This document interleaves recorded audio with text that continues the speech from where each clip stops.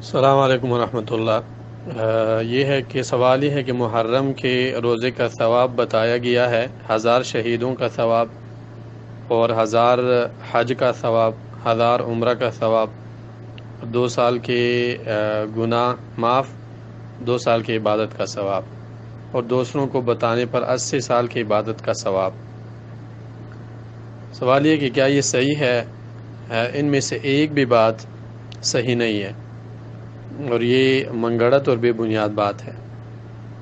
محرم کا مہینہ ایک افضل اور بہترین مہینہ ہے، اور ان مہینوں میں سے ہے جن کو اللہ تعالیٰ نے خاص تقدیس اور تعظیم دی ہے۔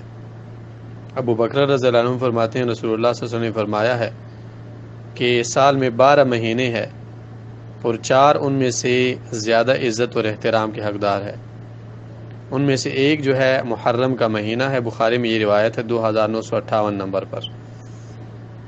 اور عبداللہ بن عباس فرماتے ہیں کہ میں نے رسول اللہ صلی اللہ علیہ وسلم کو سب سے زیادہ نفلی روزوں میں کوشش کرتے ہوئے محرم کے مہینے کے روزے رکھنے میں کوشش کرتے ہوئے دیکھا ہے، یعنی کہ آپ صلی اللہ علیہ وسلم رغبت اور شوق کے ساتھ محرم کے مہینے کے روزے رکھتے تھے۔ بخاری میں حدیث 1867، اور اس میں سے خاص کر عاشوراء کے دن کا روزہ جو ہے، یعنی کہ محرم کے 10ویں دن کا روزہ، اس کی خاص فضیلت ہے، اور وہ فضیلت امام مسلم رحمہ اللہ نے حدیث میں ذکر کی ہے۔ مسلم میں 1976 نمبر پر رسول اللہ صلی اللہ علیہ وسلم نے فرمایا ہے کہ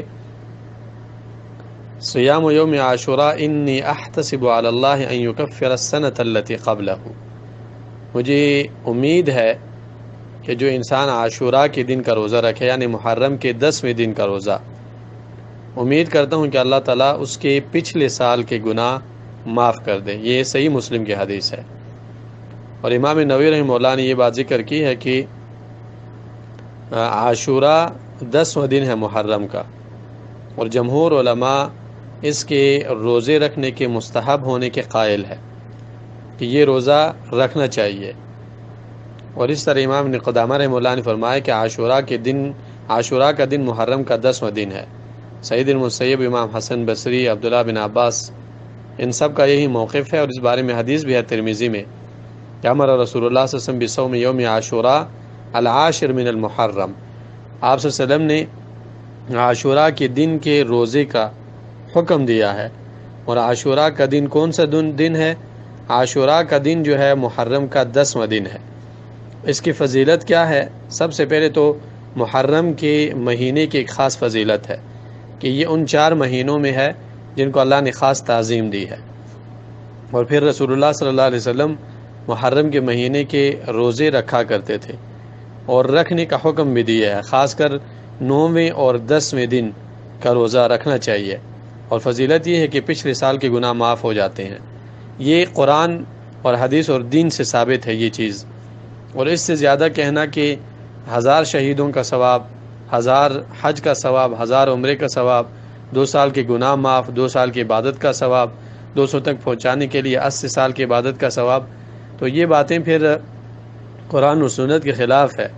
اور اگر کوئی انہیں دین سمجھتا ہے تو یہ اللہ اور اس کے رسول پر جھوٹ باندھنا ہے، کیونکہ کس عمل پہ کتنا ثواب ملتا ہے یہ خود نہیں بنایا جاتا، بلکہ یہ ہمیں قرآن اور سنت بتائے گی کہ فلان عمل کا یہ ثواب ہے۔ جیسے ہمیں بتایا گیا ہے حج کا یہ ثواب ہے، رمضان کے مہینے کے روزوں کا یہ ثواب ہے، نفل نمازوں کا یہ ثواب ہے، اسی طرح شریعت ہمیں بتائے گی کہ محرم کے مہینوں کے روزے کا کیا ثواب ہے۔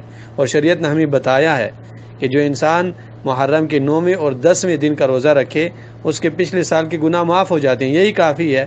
خود سے اس میں کوئی بات ایڈ کرنا یہ غلط ہے، اور اگر ایک انسان جان بوجھ کے ایسا کرے تو اس انسان کو پھر یہ حدیث یاد رکھنی چاہیے جس میں رسول اللہ صلی اللہ علیہ وسلم نے ارشاد فرمایا ہے کہ من کذب علی متعمدا فلیتبوأ مقعدہ من النار، جس انسان نے جان بوجھ کر مجھ پر جھوٹ باندھا۔ جھوٹ باندھنے کی کیا صورت ہے؟ ایک انسان اچھی طرح جانتا ہے کہ اللہ کے رسول کی حدیث نہیں ہے، اور اس حدیث کو اللہ کے رسول کی طرف منسوب کرے، یہ جھوٹ کا ایک قسم ہے، ایک کیفیت ہے۔ اور دوسری کیفیت یہ ہے کہ ایک انسان جانتا ہے کہ اس بارے میں کوئی صحیح حدیث نہیں ہے اور جان بوجھ کر اس حدیث کی نسبت اللہ کے رسول کی طرف کرے۔ السلام علیکم۔